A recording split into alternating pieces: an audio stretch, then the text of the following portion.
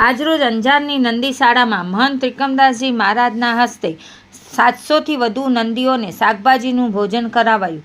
ધાર્મિક જીવનમાં પવિત્ર શ્રાવણ માસનું વિશેષ સ્થાન છે.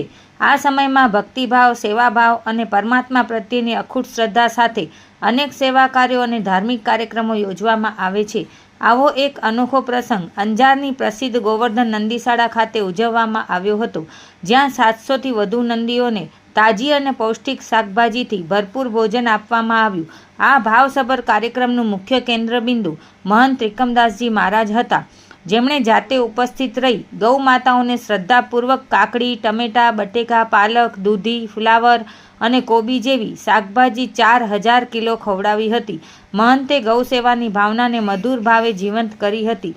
શ્રાવણ માસ દરમિયાન ગૌસેવા કરવી એ પવિત્ર માનવામાં આવે છે અને અંજારની આ નંદીશાળામાં થયો આ આયોજિત કાર્યક્રમ એ ભાવનાનું જીવંત પ્રતિબિંબ હતું. કાર્યક્રમ દરમિયાન અનેક ગૌભક્તો, નંદીશાળાના કાર્યકરો અને અંજારના સમર્પિત નાગરિકો ઉપસ્થિત રહ્યા હતા.